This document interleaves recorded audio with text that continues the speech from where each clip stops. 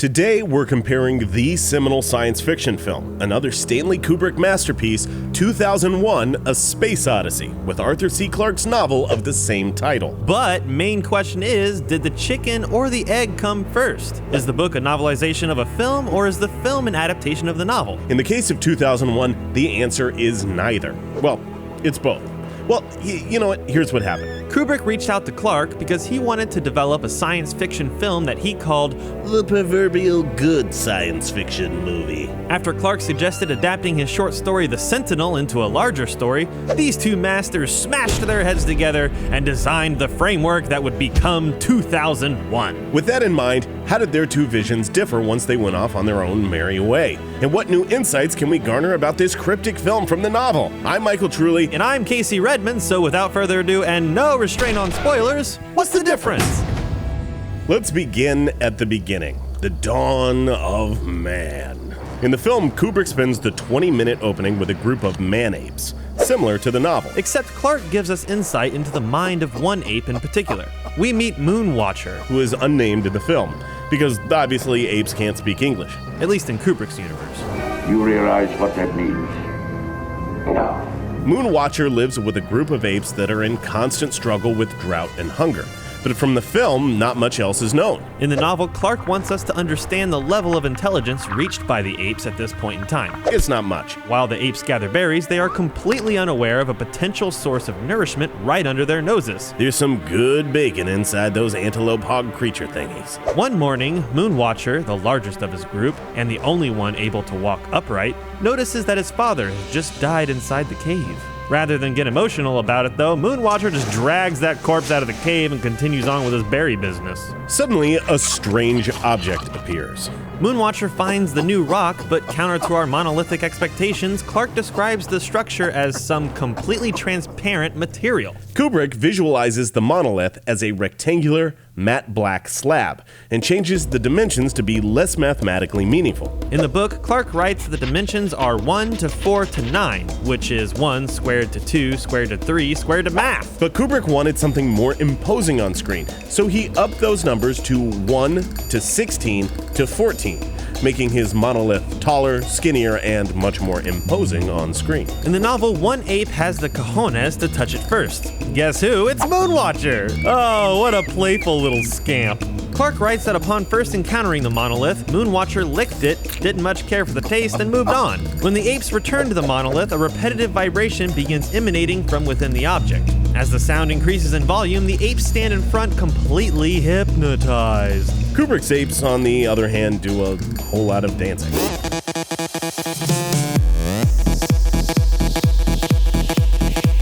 In the novel, one mesmerized man-ape picks up a piece of grass and ties the first knot ever on the planet.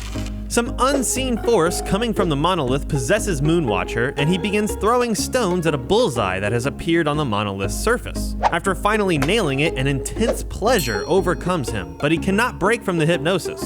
When a group of prehistoric pigs walk by, a new set of impulses rushes through Moonwatcher, urging him to pick up a rock and kill one of the pigs. In the film, Moonwatcher plays with some bones, smashes a skull, and food is on the table. Clarke spends time explaining that the ape minds were being studied, their bodies probed, and their actions controlled. Moonwatcher is unaware of the programming going on in his own mind. It's a lot like downloading Kung Fu in the Matrix. I know Kung Fu. In the novel, it's clear that the monolith has a deliberate effect on the apes and is instrumental in awakening their intelligence. In the film, Kubrick leaves this purposefully ambiguous and, symbolic, and when the other tribe attempts to overtake the waterhole, Moonwatcher knows exactly what to do with the bone. In the novel, when the monolith disappears, Moonwatcher kills the giant leopard that haunts the tribe, and they cut its head off to be displayed in full view of the other tribes. Moonwatcher realizes now he was master of his world. Clarke goes on and on and on about the 100,000 years after the monolith. The apes refined their tools, their teeth became smaller, and jaws adapted for speech. Their physical and mental abilities developed until the first man came to be. Man had more knowledge, better tools, and could efficiently communicate, thereby passing down knowledge to new generations. But his weapons became more elaborate, giving way to spears, guns, guided missiles, and eventually, nuclear warheads. Clarke writes that these weapons helped man conquer the world, but as long as they existed, he was living on borrowed time. Kubrick did this. Kubrick had originally designed spaceships to be nuclear weapons platforms, making the jump cut from bone as weapon to satellite as weapon even more profound. But at the time, there was an agreement between the US and USSR to leave nuclear weapons out of space. And since Kubrick's previous film, Dr. Strangelove, covered this, it was not necessary for Kubrick to go there again. But it would have been awesome to see like a giant nuclear planet destroyer in space, like some kind of metal star that just like dealt death, like with a huge beam. I don't know how it would have worked. As a result of the ape mind manipulation, we find ourselves with Dr. Heywood Floyd traveling to the moon in the year 2001. In the novel, we learn the current state of the planet, overpopulation, a third of which is Chinese, and the looming threat of widespread famine, despite heroic efforts to farm the sea and develop synthetic foods. What's that, chicken? Something like that. Tastes the same anyway. You could say it tastes like chicken, but if it's not chicken, it's not chicken. Once aboard the Hilton Orbiter, whose gravity the novel informs us is equal to the moon's, Floyd makes a call to Earth. In the novel, since it's still several hours until dawn, Floyd leaves a message for his housekeeper. In the film, Kubrick gives his real-life daughter Vivian an adorable cameo. Following the call, Floyd has a polite conversational war with a group of intrigued Russians about the secret on the moon. The violence of the apes has been replaced by the passive-aggressive exchanges between Floyd and Dr. Smyslov. This second waterhole scene looks different, but in the year 2001, survival comes from information, and the words have become the primary weapon. Take note that at the end of the scene, the lady in the bottom left corner has her fingers subtly folded in the shape of a gun. In the novel, it's clear that Floyd is merely an advanced ape conquering new frontiers and protecting allegorical waterholes. In the film, we see martial arts on space TV and food in little boxes with straws. Kubrick may have intended the same allegories, but Clarke's explanations bridge the connection. In the novel, among the bits about Floyd's meeting with the president, we also learn that this trip would cost taxpayers slightly over $1 million. However, absent from the novel are the zero-gravity toilet instructions. But you never hear any of them complaining about pissing in their faces, so I guess they figured it out on their own. Score one for man!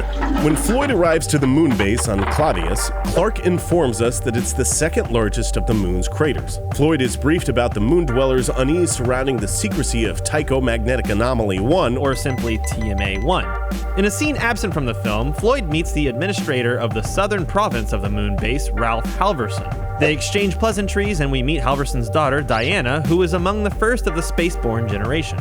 Children grow fast in this low gravity, but they don't age so quickly. They'll live longer than we do.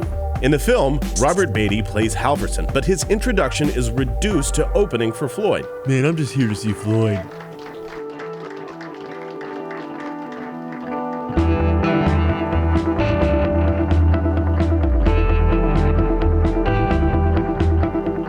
In the novel, we learn that many of the technologies developed during the Cold War have been used to build this advanced life-sustaining base on the moon. After Floyd's speech, Dr. Michaels gives a presentation that includes a picture of TMA-1, aka the monolith. In the film, Floyd makes the same speech, but he is shown diagrams of the magnetic anomalies en route to Clavius. In both the novel and the film, Floyd and Halverson speculate about the nature of the anomaly, but Kubrick saves the big reveal of the monolith with a staggering handheld shot once they arrive at the site. In the novel, it is only after sunlight is exposed to the monolith for the first time in 3 million years that Floyd and the gang are overcome by the piercing sound. Hello, Monolith. Hello, Tinnitus. 18 months later, we hop on board the Discovery. In the novel, David Bowman and Frank Poole man a mission that began 5 years prior with the intent to send a man to Jupiter. However, because of some immaterial pattern of energy throwing off a spray of radiation like the wake of a racing speedboat, their course is changed to Saturn. On the film, special effects supervisor Douglas Trumbull could not produce a convincing model of Saturn's rings, so Stanley Kubrick decided that their course was to remain for Jupiter. However, when Trumbull directed the film Silent Running, he was able to depict the very thing he couldn't for Kubrick. Now how about that? The man has a full house and he knew it. In the film, Poole eats his space food and watches a news report on the mission that includes interviews with the crew. The report then goes on to cover all the exposition regarding the Discovery's key computer crew member, HAL 9000. Clarke tells us that the acronym translates into heuristically programmed algorithm computer, no less. The 9000 series is the most reliable computer ever made. No 9000 computer has ever made a mistake or distorted information. The novel explains that artificial brains could be grown in a process strikingly analogous to the development of the human brain. The precise details would never be known, and even if they were, they'd be too complex for human understanding. The novel makes a point to bring up the Turing Test, conceived by British mathematician and Benedict Timothy Carlton Cumberbatch character Alan Turing in the 1940s. A computer that could pass would be indistinguishable from a human. Hal could pass the Turing Test with ease. In the film, Kubrick seems more interested in whether Hal has emotions. Well, he acts like he has genuine emotions. Of course, he's programmed that way to make it easier for us to talk to him. But as to whether or not he has real feelings is something I don't think anyone can truthfully answer. Well, that about does it. Did we miss anything? Did we miss anything? Of course we did. Thanks for pointing that out, genius. Where were you on 9/11? We're only halfway done, you big jerk! There's just so much more stuff, but that's all the time we have today. If you want to learn the rest of the differences, you'll have to wait for part 2. No, it won't be cryptically at some point in the future. It's the next episode. So come back in 2 weeks, Or else Hal will be extremely disappointed. I've still got the greatest enthusiasm and confidence in the mission. Like this video if you want to see more of What's the Difference, and be sure to subscribe to Cinefix for more awesome movie content.